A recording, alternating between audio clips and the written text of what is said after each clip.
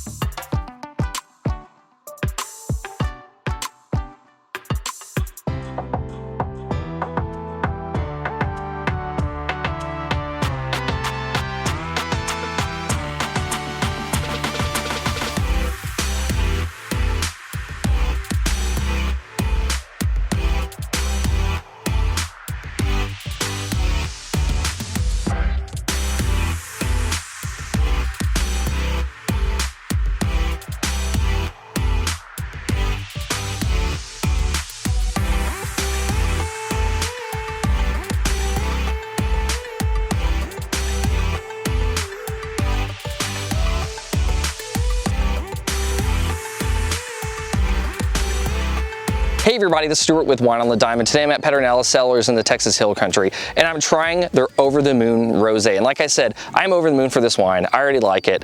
That's spoiling the review a little bit, but let me talk about it a little bit more. It's a blend of Mourvèdre, Cinsault, and Carignan, and I really like this blend a lot.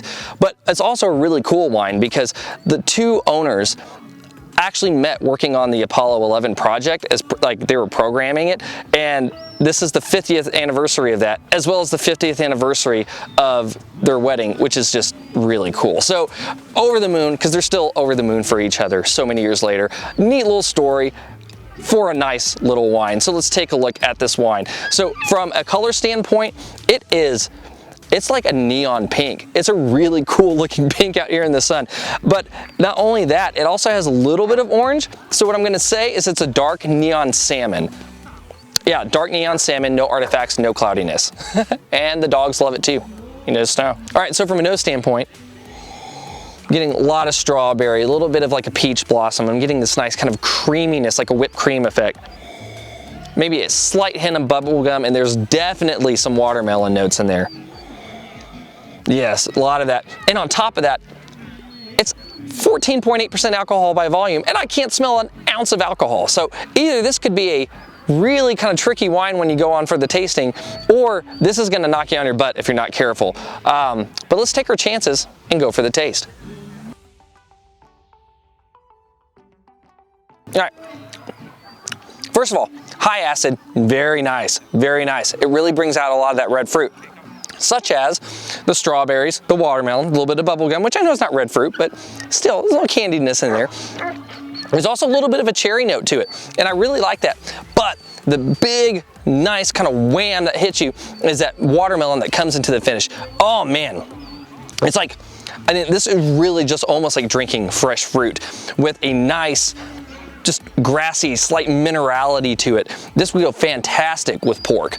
Absolutely fantastic with pork. Get a pork chop, reduce down some berries, include this with it, and you're gonna have a great time with it. And in terms of length, it has a medium plus finish, it has a nice creaminess to it that also happens. Just kind of lets all the fruit slide all the way through down the palate. And it's just a very nice balanced wine. So speaking of time, I'm already kind of getting into these criteria, let's get into the blick. So from balance, you're very balanced. I was actually, when I first heard that it was 14.8% alcohol by volume, I was actually very worried that the alcohol would cause it to be out of balance, but it's not whatsoever. The alcohol is not noticeable in this wine, and it's very enjoyable, especially with all that fruit. So you are a balanced wine, so full check there. Length, medium plus, you get half because you have to get the long to get a full one. Intensity, lots of intensity, especially on that primary fruit. Man, that acid really pulls all that primary fruit up, and then you get that nice creaminess in the finish, as well as just this general salinity.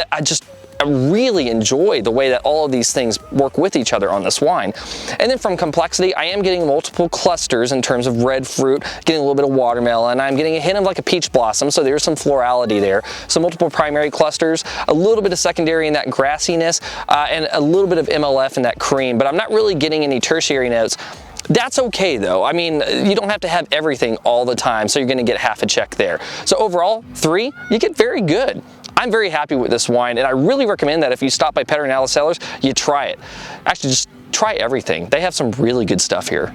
Anyway, this has been Stuart with Wine on the Dime. If you like today's video, please like, subscribe, and comment. Have you been to Pedernales Cellars? Have you tried the Over the Moon, or are you over the moon for a different rosé yourself? Leave a comment below, and I will see you all again soon with another episode from Wine on the Dime. In the meantime, live music, wine, gorgeous day. Yeah, I know what I'm doing for the rest of the day. I'll see you later.